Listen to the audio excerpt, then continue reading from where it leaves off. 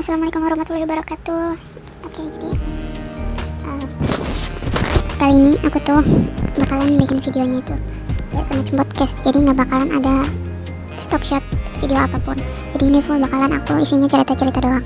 Nah, ini tuh tentang cerita pertama kali aku jadi TKW. Jadi aku kerja ke luar negeri gitu, alasannya kenapa dan struggle, pokoknya masalah yang aku hadapin gitu pada saat itu sampai sekarang ini. Nah, jadi awal mula aku itu bisa kepikiran kayak gitu tuh karena memang tumbuh, maksudnya di lingkungan yang kayak jadi TKW itu udah hal yang biasa gitu. Bahkan ibu sama kakak aku sendiri tuh jadi TKW gitu, jadi kayak bukan hal yang aneh gitu atau kayak memalukan atau kayak gimana buat jadi TKW. Dan aku pun ngerasa ya udah gitu loh, kan kerja yang penting halal kayak gitu kan. Nah, jadi sebelumnya aku juga kerja di Jakarta gitu, jadi pelayan toko kayak gitu. Itu sekitaran tahun 2011-2012 segituan lah. Nah, pada tahun 2013 sekitaran bulan awal tahun sepertinya, jadi aku tuh melihat ada postingan saudara aku dan dia tuh pertama kalinya pergi ke Taiwan. Nah, aku pikir kayak, wah, ini kayaknya enak banget ya kerja ke luar negeri, maksudnya bisa jalan-jalan, punya banyak duit juga, dan pokoknya kayak enak aja. Yang aku lihat itu kayaknya enak gitu, pandangan aku, pikiran aku tuh kayak nggak mikir bahwa seperti di luar itu pikirannya pokoknya yang bagus-bagus aja gitu loh. Nah, akhirnya aku mutusin buat kayak berhenti kerja dan aku buat mau nyoba gitu loh, beruntungan buat ke Taiwan gitu, kerja ke Taiwan. Nah, aku masuk ke PT itu sekitaran bulan berapa ya, pokoknya pertengahan 2013. Habis itu awalnya orang tua itu nggak setuju gitu, ibu terutama, soalnya beliau itu kayak nggak yakin bahwa aku tuh bisa gitu loh kerja ke luar negeri dengan tantangannya. Cuman beliau nggak pernah cerita kayak gimana kalau ke luar negeri, cuman dia bilang kerja di Indonesia aja dulu gitu, cari pengalaman lebih dulu gitu. Cuman aku yang kayak aduh udah deh, capek gitu kerja di Indonesia, apalagi background aku itu kan memang nggak punya ijazah gitu kan, jadi lebih sulit lagi gitu buat nyari pekerjaan gitu. Nah, akhirnya dengan modal nekat gitu aku pergi ke jadi orang tua aku itu kan udah cerai gitu kan, jadi aku bilang itu sama ibu dan bapak kalau bapak itu sama sebenarnya nggak merestui untuk kayak pergi gitu loh kerja di luar, karena beliau pikir kayak masih muda lah, ngapain gitu loh, maksudnya masih terlalu kecil gitu buat keluar negeri. Dan pada saat itu umur aku emang masih sekitar 17-18 tahunan, pokoknya segitu.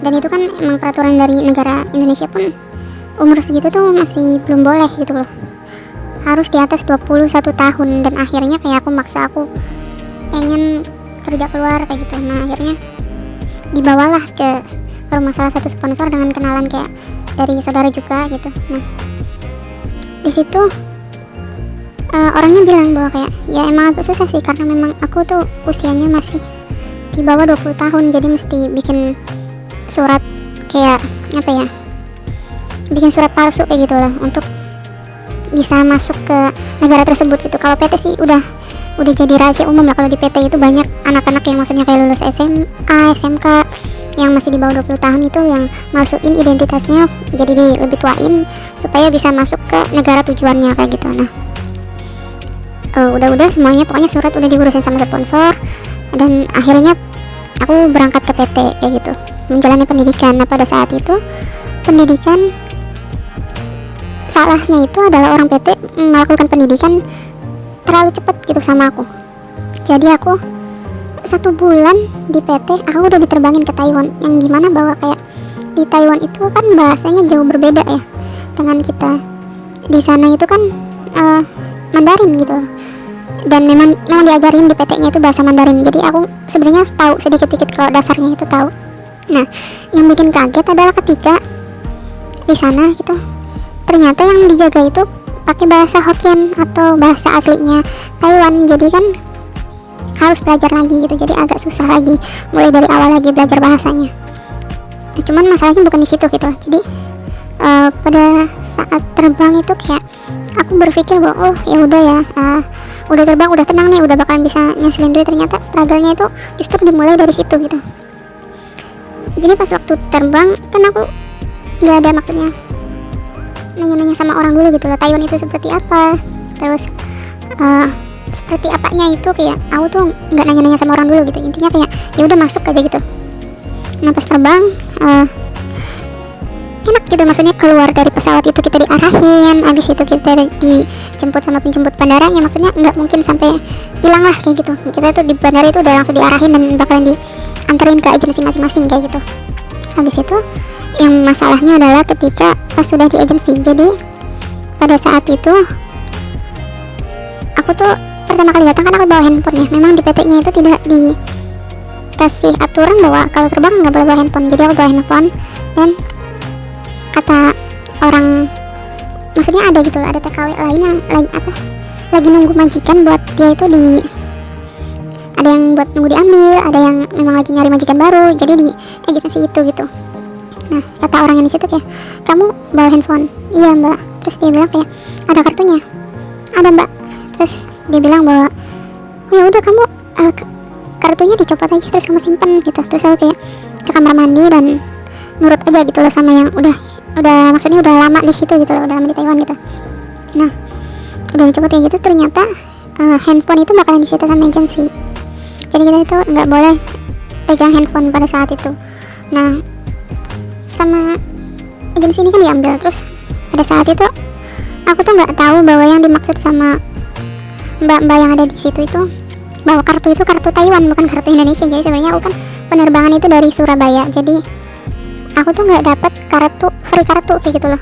Aku nggak ngerti sih, tapi banyak yang dapat free kartu itu dari pas waktu nyampe di Taiwan. Terus ada juga yang dari bandara Indonesia itu dapat free kartu. Cuman aku tuh nggak dapat gitu loh. Jadi intinya salah inilah, salah maksud gitu lah. Nah udah gitu terus aku nanya-nanya, mbak ini nanti langsung diambil apa gimana ya? Karena aku kan masih baru gitu, jadi aku nanya seperti itu gitu. Karena nanya sama penerjemahnya itu nggak dijawab sama sekali. Jadi kayak mereka nyakin aku. Jadi penerjemahnya itu ada 2 orang, satu itu Chinese Indonesia I guess ya.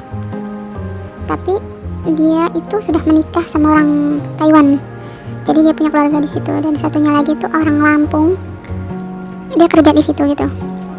Nah yang orang Lampung ini tuh dia kerja juga di rumah pemilik agensi itu gitu. Jadi kayak dia kerja buat kalau malam dia pulang ke rumah agensi itu, sambil kita juga ikut gitu loh. Jadi kita itu selama misalkan nunggu dijemput, atau bukan nunggu dijemput ya, tapi nunggu buat dianterin atau nunggu majikan baru itu, ya tinggalnya itu di agensi ini gitu ya. Yang aku pikir kayak awal itu oh ya udah mungkin hari itu gitu belum bisa diantarin ke majikan gitu pada saat itu. Jadi aku mikir kayak ya udah santai gitu, tenang. Tapi tambah hari kok nggak dianterin gitu. Terus aku kayak coba buat kayak nanya, nggak ada jawaban juga dari agensinya itu. Kayak dia cuma bilang ya udah nunggu aja gitu, kayak maksudnya nggak ada penjelasan apapun gitu lah dari mereka. Nah akhirnya aku tuh kayak kan lumayan, jadi karena tidur makan itu kan sama mbak-mbak yang di situ gitu kan.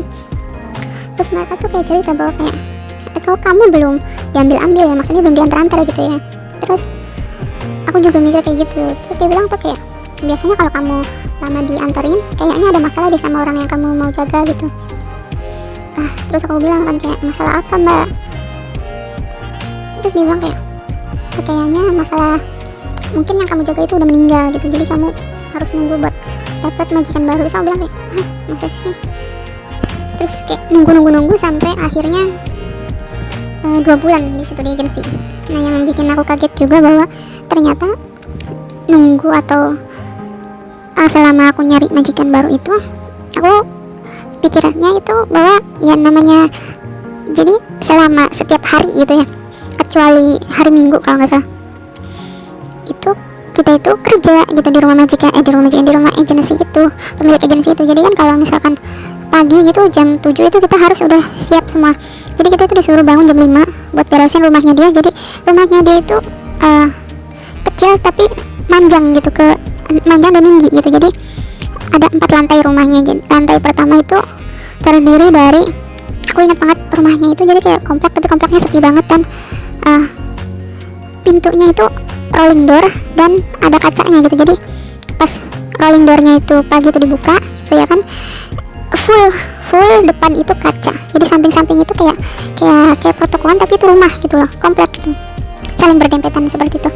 Nah, kaca masuk ke dalam itu ada TV, ada sofa, terus masuk ke dalam lagi, agak sedikit ke dalam lagi itu ada box bayi. Pada saat itu emang yang punya agensi itu punya baby gitu.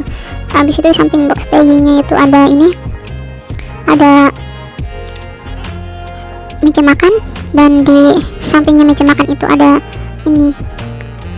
akuarium pada saat itu. Nah, terus disekat gitu belakang ada dapur dan kamar mandi, bukan kamar mandi sih tapi toilet kayak gitu. Nah, di belakang juga itu ada tangga buat naik ke atas. Nah, naik ke atas itu hanya ada satu kamar, yaitu kamar yang punya agensi itu gitu loh. Di sebelah depan itu, jadi naik tangga ke sebelah kiri itu kamarnya. Kalau sebelah kanan itu adalah ruangan juga. Jadi ruangannya itu misalkan kayak kebagi 3 ya kan, di tengah-tengah. Jadi sebelah kiri pas naik tangga, naik sebelah kiri itu kamar, pas naik itu ruangan biasa, isinya itu kayak perlengkapan bayi dan mainan anak-anaknya si yang punya agensi itu. Nah, oke, jadi aku sejujurnya lupa ya yang punya agensi itu namanya siapa, cuman jadi aku bakalan bilang bahwa si yang punya agensi aja bilangnya, oke. Nah, agak ke arah ke belakang gitu ada sofa lagi, terus di luar itu kayak ada rooftop, tapi versi ini ya, rooftopnya itu kecil tapi dia itu kayak agak tinggi gitu loh. Jadi kita mungkin rooftop itu kan pelatarannya ada ini, tapi ini tuh enggak. Jadi gimana yang ngejelasinnya, pokoknya rooftopnya kecil lah kayak gitu loh. Nah, di rooftopnya itu tuh ada toilet lagi.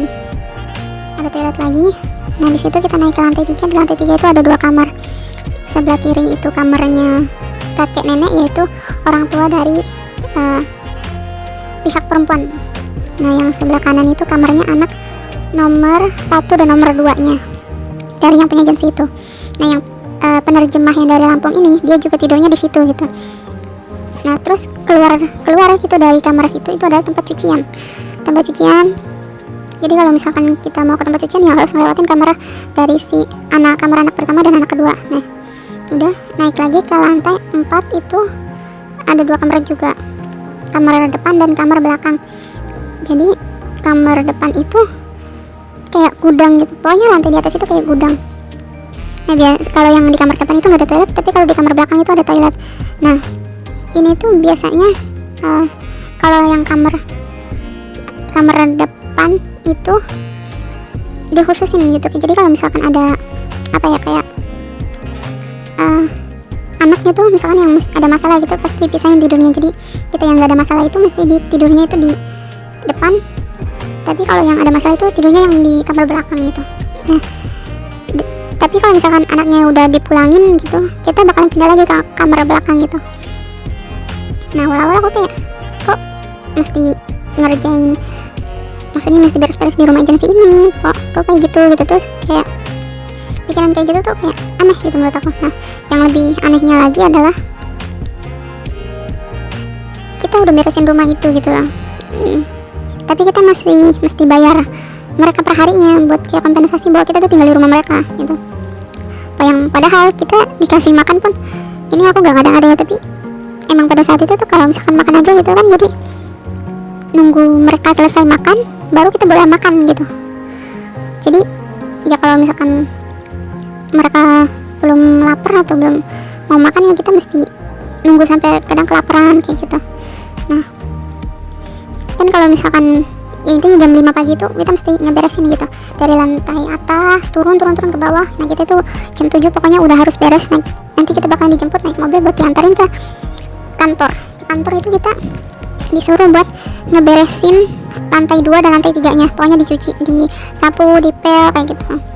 Nah, waktu makan siang kita yang masak gitu buat orang kantor, ya sama seperti kayak di rumah agensi gitu.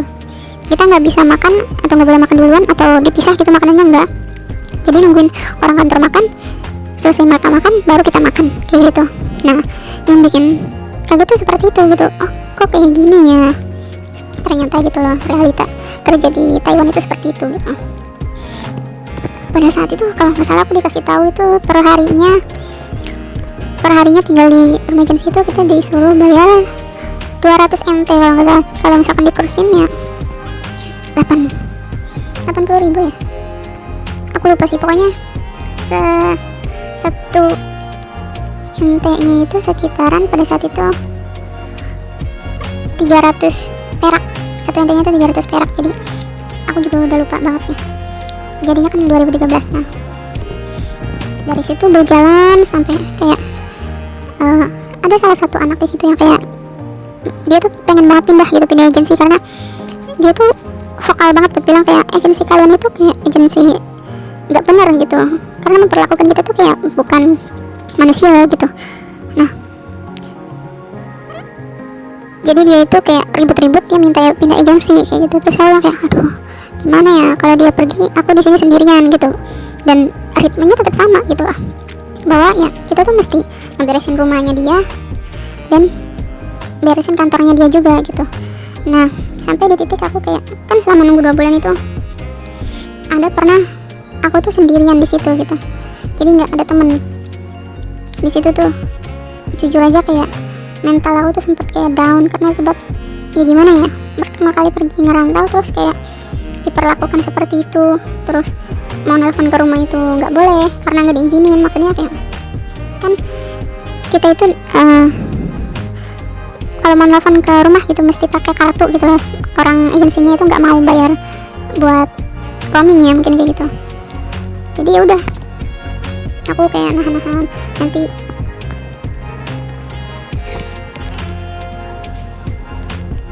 Jadi aku tuh nahan-nahan gitu loh buat nelfon ke rumah gitu. Tapi akhirnya tuh ada kayak anak yang transfer gitu, nyari majikan baru karena majikannya dia itu meninggal. Nah di situ kan dia udah lama gitu ya, udah finish kontrak, tapi dia itu nggak mau pulang, jadi dia mau nyari majikan baru. Udah di situ dia kan ada handphone gitu ya, satu handphone dikasihkan ke agensi, satunya lagi tuh dia simpan gitu buat dia main. Karena ya itu meskipun dia udah 3 tahun dan mau transfer gitu, mau nyari majikan baru, dia tetap nggak dikasih buat megang handphone.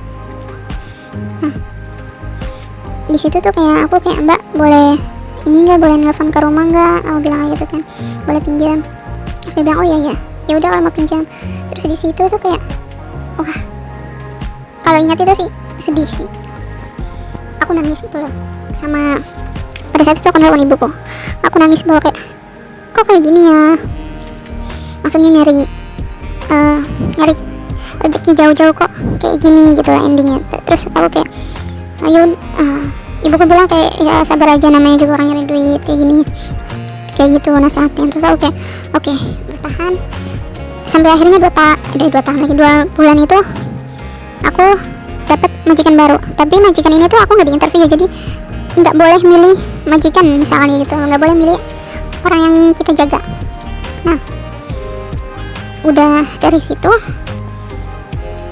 aku tuh cuma dikasih tahu kamu nanti hari ini mau dianterin ke rumah majikan baru kamu kayak gitu ya. Intinya bahkan ya dari awal gitu sampai 2 bulan itu setiap kali aku nanya mereka tuh nggak pernah jawab gitu loh, bahwa yang aku jaga itu udah meninggal. Jadi intinya aku ganti majikan itu mereka nggak ngasih tahu. Dan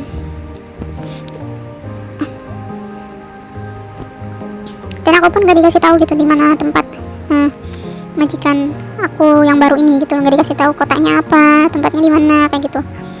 Pokoknya dianterin aja gitu. Udah dianterin ya udah gitu. Kerja pada awalnya kerja itu kayak ya udah gitu loh, kerja aja kayak biasa. Tapi si nenek ini emang bawel, tapi aku tuh nggak kayak apa ya, nggak terlalu peduliin gitu loh si neneknya bawel. Nah cuman masalahnya itu justru sama yang aku jaga. Jadi aku tuh jaganya si kakeknya, bukan si neneknya. Di rumah itu ada 2 kepala keluarga, itu si kakek sama si nenek dan ada anaknya. Aku nggak tahu ini majikan ini anak keberapa, tapi kayaknya anak bungsu ya, jadi dia juga udah punya istri dan punya anak, jadi rumahnya sama seperti rumah agensi aku. Jadi di situ tuh ada 3 rumah dempet, dan tapi pagarnya itu satu gitu. Nah yang di sebelah sebelahnya itu kayaknya itu saudara dari si kakek. Nah di lantai bawah itu areanya si nenek sama si kakek. Nah di lantai 2 dan 3 itu areanya anak-anaknya mereka. Jadi area anak dan cucunya si kakek dan nenek ini. Nah tapi kalau masaknya di bawah gitu, cuman aku itu ngebersihin area bawah doang dan ngurusin si kakek. Nah udah gitu hari pertama itu oke, hari kedua oke, sampai di hari Kamis atau hari Jumat ya. Jadi pokoknya seminggu sekali itu si nenek ada ikutan kayak kumpul-kumpul orang tua kayak gitulah. Mereka bakalan ngerjain apa kayak gitulah, intinya ada perkumpulan orang tua kayak gitu. Nah aku tuh ditinggal berduaan doang sama si kakek. Karena si kakek ini tuh apa ya, dia masih bisa jalan, cuman jalannya itu kayak kalau misalkan dia berdiri aja itu kayak orang yang geliangan gitu, tapi dia masih kelihatan kayak orang mau roboh gitu ya, geliangan kayak gimana sih gitu. Cuman dia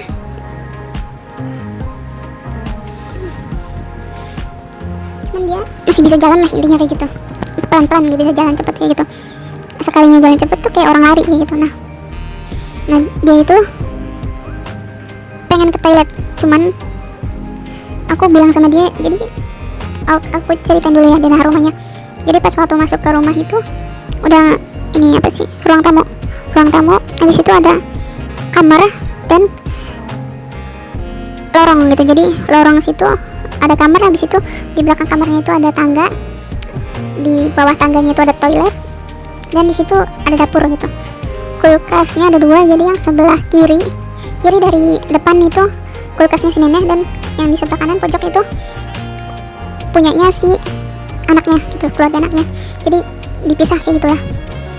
Nah si kakek ini dia mau ke toilet, cuman jalannya itu kayak keburu-buru gitu loh. Dan aku bilang kayak jangan buru-buru, nanti jatuh gitu kan, karena was-was juga kan pertama kali ngejaga orang tua gitu. Nah habis itu dianya gak mau denger, dianya buru-buru kayak gitu. Ternyata si pupnya itu keluar bercecer di lantai sampai ngotorin itu. Kan di kamar mandi kan pasti ada keset gitu ya, jadi ada keset 2 itu kena pupnya, dia bener-bener literally utuh pup di ininya, di kesetnya gitu. Terus aku kayak aduh, pertama kali banget jaga orang tua terus langsung dikasih kayak begituan. Tapi kayak aku yang ya udahlah, namanya juga kerja jaga orang tua kayak gitu, jadi udah jadi resiko. Akhirnya aku kayak singkirin ininya dulu, habis itu aku bersihin si kakeknya, dan hari itu ya udah gitu lah. Sampai akhirnya berjalan, aku tuh ngerasa bahwa kayak ada yang aneh gitu sama si kakek ini. Sebab dia kalau tidur itu kayak kan, jadi di kamar depan itu, di kamar bawah itu kamarnya si kakek, jadi aku juga tidurnya di situ. Cuman si nenek itu tidurnya di atas, di areanya anak dan cucunya kayak gitu. Jadi di atas itu ada, di lantai 2 itu ada 3 kamar kayak gitu. Jadi si neneknya tuh nempatin salah satu kamar di lantai 2. Nah ranjang aku sama ranjangnya si kakek itu kayak cuman apa ya, dikasih jarak kayak kurang dari semeter gitu loh. Jadi kalau misalkan ada apa-apa dia masih bisa ngebangunin lah kayak gitu, dia pengen apa gitu. Cuman awal-awal aku tuh ngerasa kayak ya udahlah tidur kayak biasa gitu loh. Cuman dia tuh kayak awal-awal megang tangan, si kakek ini tuh megang tangan, kayak maksudnya kayak aku pikir oh dia mungkin kayak mau bilang terima kasih atau kayak gimana udah ngurusin dia kayak gitu ya. Aku positive thinking kayak gitu. Nah aku tuh nggak bangun gitu loh pas malam itu. Pada saat itu berjalan semingguan gitu, tidur nyenyak-nyenyak aja gitu. Tapi sampai akhirnya kayak kok ada yang aneh gitu loh. Kayak kalau aku tidur dielus tangannya, terus kepalanya gitu loh, kayak apaan sih, risih gitu loh. Terus aku kayak mojok, akhirnya tidurnya tuh mojok sampai nempel banget ke tembok gitu. Karena jadi kalau si kakek itu ranjangnya pas masuk gitu ya, ranjangnya itu letaknya samping-sampingan sama pintu. Jadi samping-sampingan sama pintu, dan aku itu di sebelah pojoknya gitu loh, sebelah temboknya di pojok gitu. Nah itu tuh kayak sering banget gitu, pokoknya tiap malam nggak malam, nggak kalau tidur siang gitu, pokoknya kalau misalkan di kamar berdua gitu dia tuh kayak gitu. Nah, sampai kan kalau siang gitu atau malam aku ada disuruh buat kayak mijitin kakinya dia. Aku mijit kayak aku nggak apa ya, nggak ada pikiran kayak gimana gitu loh, mijit ya udah mijit aja gitu. Nah, kok aku ngerasa kayak diliatin gitu, dan si kakek ini ngeliatin aku sambil senyum gitu, terus kayak iya aneh banget itu. Terus aku ngeliat kayak astagfirullah, bagian dada aku tuh agak kelihatan sedikit gitu, terus aku kayak nutup gitu, terus aku pasang muka yang apa ya, yang gak enak gitu, cuman aku nggak ngomong apa-apa. Nah, sampai akhirnya ada satu momen dimana si kakek ini pada saat dia tidur itu suka mainin punyanya dia gitu loh. Dia tuh selalu kalau setiap malam akan dipakein pampers gitu kan, diapers gitu buat orang tua. Nah, diapersnya itu disobek, dibuang, terus dia ini apa sih main itunya dia gitu. Awalnya tuh nggak sadar gitu, tapi abis itu kayak, maksudnya aku tuh awalnya tuh nggak sadar bahwa dia tuh kalau malam ngelakuin hal seperti itu. Jadi ya udah kan, bisanya aku tahu itu karena kalau pagi tuh kok basah, celananya dia basah gitu, bajunya dia juga basah, kena itu apa urinnya dia, karena kan diapersnya ya dia sobek, dia buang kayak gitu, dia nggak mau pakai. Aku pada malam itu kebangun dan aku ngeliat ya, ini si kakek ngapain gitu loh. Awalnya aku pikir kayak dia mau ngerobek diapersnya dia doang gitu, aku nggak kepikiran bahwa dia tuh bakalan mainin itunya dia gitu. Nah, tapi pas aku tahu kayak jangan kayak gitu lah, udah tidur, maksud aku kayak ya udah kayak gitu. Tapi ya selama dia tidur pun kayak gitu pasti ada kayak pengen apa sih, pengen megang aku, pengen ngelus aku kayak gitu. Akunya jadi kayak nggak nyaman lah intinya kerja kayak gitu. Nah, sampai satu saat aku lagi tidur nyenyak, maksudnya lagi kayak nggak kepikiran apa ya udah tidur gitu ya kan. Tiba-tiba aku kebangun, si kakek tuh udah naik di ranjang aku, terus aku kayak astagfirullahaladzim, kayak kaget. Terus aku bilang, kayak kamu ngapain? Udah tidur, aku bilang. Kayak aku balikin dia ke ranjangnya, terus aku suruh dia tidur, dia bilang. Tapi dia tetap gitu, seperti biasa rutinitasnya dia mau megang aku, kayak ya megang kayak ngelus kayak gitu loh. Dari situ aku kayak, aku telepon ke agensi bahwa kayak aku pengen transfer, aku pengen pindah gitu. Tapi si agensi bilang kayak, oh ya udah nanti, tapi nanti kamu ini sabarin dulu, tunggu dulu, kita nyari majikan yang baru dulu gitu. Nah, terus selang beberapa minggu gitu, si penerjemah yang nganterin aku ke majikan yang ini tuh datang. Nah, dari situ aku tuh kayak nyeritain kayak gini kayak gitu. Terus dia bilang kayak apa, dia tuh ketawa gitu loh, kayak maksudnya ketawanya tuh kayak sinis gitu loh. Terus dia bilang kayak ngomong bahasa Chinese, bilang ke, kan pada saat itu dia datang juga lagi ada ya tetangganya itulah yang saudaranya si kakek yang tinggal satu area rumah di empet-empetan itu. Dan dia tuh kayak nyeritain ke mereka bahwa oh si ini tuh bilang kalau si kakek tuh kayak begini-gini. Terus kayak si neneknya pun gak percaya, semua orang pun gak percaya. Terus dia kayak nyinisin aku loh. Terus dia bilang nggak mungkin lah kakek apa seperti itu, orang dia aja udah nggak sadar gitu, maksudnya udah nggak apa ya, udah nggak sehat lah, maksudnya kayak gitu lah intinya. Terus aku bilang ya tapi dia kayak gitu sama aku dan aku yang ngerasain, aku bilang kayak gitu. Terus dia bilang kayak ya udah kalau misalkan kamu ngerasa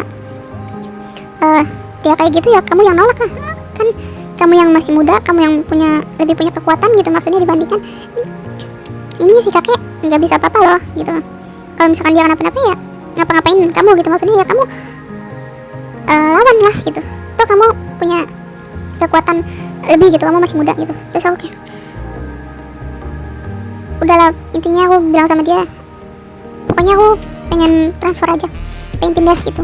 Nah, dia bilang ya udah tapi kamu harus nunggu gitu, soalnya susah juga kalau misalkan dadakan kayak gitu. Emang kamu mau balik kayak dulu lagi gitu, tinggal di agensi nunggu lama kayak gitu, gak enak kan, dia bilang. Ya udah gitu.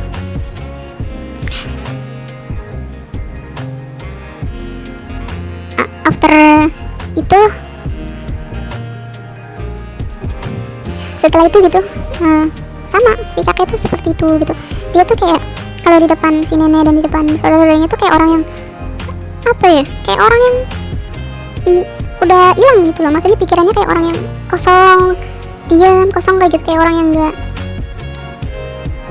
nggak sadar gitu loh, kayak diam, kosong, nggak ngapa-ngapain gitu. Tapi kalau misalkan sama aku tuh dia kayak aktif gitu loh. Maksudnya kayak normal tapi ya nggak normal banget gitu. Jadi ada satu ketika dimana si neneknya itu pergi gitu, kumpul-kumpul, dan aku tuh berdua doang. Aku ngebangunin dia buat makan siang gitu kan. Terus aku kayak bantuin dia berdiri, tapi dia itu kayak ngegodain aku gitu loh, meluknya itu kayak beda lah gitu loh, orang yang gimana sama gimana gitu. Terus aku bilang kayak, aku tuh ngelakuin penolakan gitu. Terus aku bilang kayak, kamu jangan kayak gitu lah, aku tuh mau bantuin kamu buat berdiri gitu, jangan maksudnya malah yang macam-macam gitu loh. Terus dia cuma ketawa-tawa doang gitu. Nah di saat itu ada yang ngedenger gitu, jadi pokoknya tetangga yang sebelah itu dia ngedenger gitu. Mungkin dari situ juga kayak aku makin kayak apa ya, kayak semakin down gitu mental aku, bahwa kayak udah yang aku jadinya seperti ini, dan gak ada orang yang gak ada yang percaya sama aku. Udah gitu juga aku tuh nggak megang handphone gitu loh.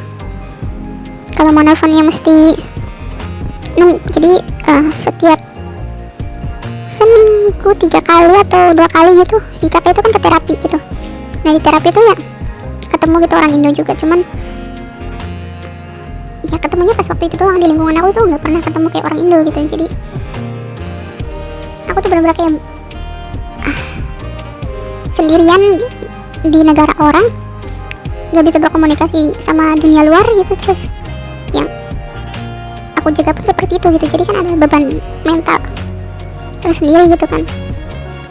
Nah abis itu aku udah benar-benar ada satu titik di mana kayak aku benar-benar kesal banget. Terus aku bilang kayak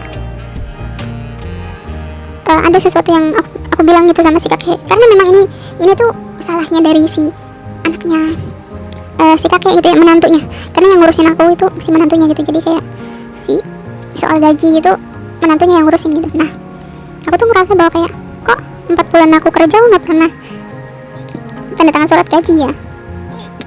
Terus aku mikir kayak aku tuh benar-benar gak dikasih duit setiap bulan itu. Selama 4 bulan kerja di situ tuh aku nggak dipegangin duit gitu loh. Makanya aku kayak bingung setiap kali mau pengen beli apapun aku nggak bisa, karena aku nggak megang duit gitu. Nah terus aku kesel dong, udah kakeknya yang aku jaga seperti itu.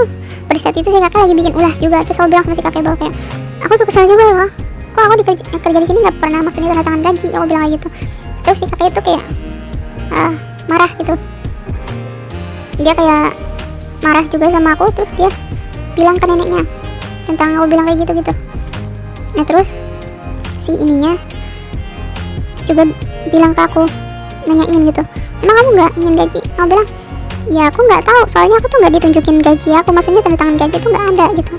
Nah sampai akhirnya pas malam itu aku diinterogasi, terus dimarahin gitu kan sama si menantunya, bahwa kayak, kamu tuh jangan ngomong sembarangan ya, ini bapak saya lagi sakit loh, kalau misalkan dia kepikiran kenapa-napa itu nggak boleh kepikiran apa-apa gitu.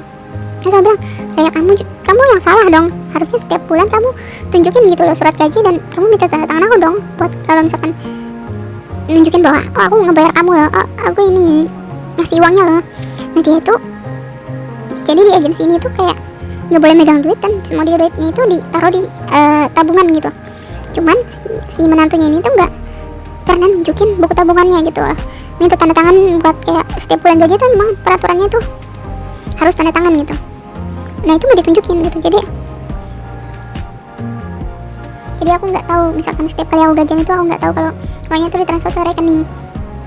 Nah dia marah, terus aku kayak semakin down lah mental aku. Terus aku bilang kayak, aku mau pulang, aku mau transfer gitu, nggak diizinin. Dan akhirnya kayak dari situ akhirnya aku milih pulang gitu dengan masalah gitu. Terus aku akhirnya dijemput gitu sama agensinya, dimarah-marahin, kamu itu udah dapat majikan kamu baik kayak gini, kamu malah bikin masalah kayak gitu. Terus aku bilang kayak, lah kan aku udah bilang masalah aku kayak gini. Terus aku pengen pindah majikan, kaliannya aja yang nggak dengerin aku bilang kayak gitu. Nah aku tuh marah juga, sebab di Taiwan itu agensi itu setiap bulan selama 3 tahun itu nerima, jadi kita gajian mereka tuh nerima duit dari kita gitu loh, setiap bulan selama 3 tahun gitu kan ya. Tapi kok aku nggak diperlakuin yang baik gitu loh, kan aku udah bayar kamu juga gitu di pikiran aku. Tapi aku nggak berani ngomong karena kan ya gimana, aku belum tahu Taiwan itu seperti apa gitu. Aku nggak apa ya, istilahnya nggak tahu peraturannya seperti apa gitu kan. Jadi ya udah aku kayak diam aja. Aku langsung dibawa embassy. Sebelum masuk ke kantornya itu aku tuh jadi aku diantar sama 2 penerjemah itu. Jadi mereka itu udah kayak sini aku, nyindir aku selama perjalanan kayak gitu. Pokoknya intinya kayak dan mereka itu kayak bilang bahwa kamu kalau misalkan di dalam jangan ngomong macam-macam ya, kalau enggak kamu bakalan aku laporin ya. Kalau kamu tuh kabur dan kamu itu bakalan di blacklist dari Taiwan, kamu gak bakalan bisa kerja lagi di Taiwan gitu. Nah, sebagai orang yang belum pernah punya pengalaman seperti itu ya, aku kayak takut dong. Jadi aku kayak mikir kayak ya udah nurutin aja. Pas di dalam orang dari embassy-nya tuh bilang kamu ada masalah, kamu kenapa kayak gitu. Karena sebelumnya pun aku tuh ada lapor ke adalah kayak calling gitu kalau misalkan ada masalah gitu. Kalau misalkan kayak kita gitu yang kerja foreigner kerja di Taiwan, kalau misalkan ada masalah telepon ke situ gitu. Cuman responnya mereka pun pada saat aku nelpon pun nggak ini ya, nggak baik gitu loh. Jadi aku pikir kayak kalaupun nanya kayak gitu aku udah nggak percaya gitu loh sama mereka. Nah akhirnya pada saat ditanyain kayak gitu aku bilang kayak ya nggak ada masalah gitu loh, aku cuma pengen pulang aja karena nggak normal gitu loh. Aku 6 bulan di situ di Taiwan gitu, terus aku minta pulang karena kan itu belum nyelesain potongan itu kan selama 9 bulan, jadi masih ada 3 bulan lagi potongan gitu. Nah akhirnya ya udah dari situ diproses pulang dan ya aku pulang dengan nggak bawa apa-apa karena abis karena potongan ini itu gitu, nggak bawa duit, nggak bawa apapun gitu. Jadi itu pengalaman pertama aku pergi kerja ke luar negeri, bener-bener kayak yang kosong banget, maksudnya nggak ada apa ya, info, nggak ada nyari tahu lebih dalam Taiwan itu seperti apa gitu, karena termakan postingan saudara yang enak gitu, jadi kayak tergiur akhirnya seperti itu gitu. Nah nanti aku bakalan ceritain lagi pasca kedua kalinya aku ke Taiwan gitu. Buat cerita ini sampai di sini aja, dan ini juga semoga bisa jadi apa ya, pembelajaran lah buat kalian gitu loh, buat jangan kayak berpikiran bahwa kerja di luar negeri itu enaknya aja gitu, bahwa kerja di luar negeri ya pasti ada struggle-nya, ada masalahnya juga gitu. Nggak selamanya yang kalian lihat di media sosial itu kayak seperti itu gitu loh. Jadi oh ya disclaimer juga, sebenarnya banyak yang nggak aku ceritain, maksudnya kayak perlakuan yang kurang mengenakan dari agensi itu, kayak kata-kata kasar dari penerjemah itu yang aku nggak bakalan omongin gitu. Intinya perlakuan mereka itu kurang baik aja gitu. Kalau misalnya nama agensinya aku lupa, tapi agensinya itu berada di Kaohsiung, daerah Kaohsiung. Itu aja. Makasih buat yang ngedengerin gitu. Ini benar-benar cerita aku, pengalaman aku. Ya makasih aja udah ngedengerin.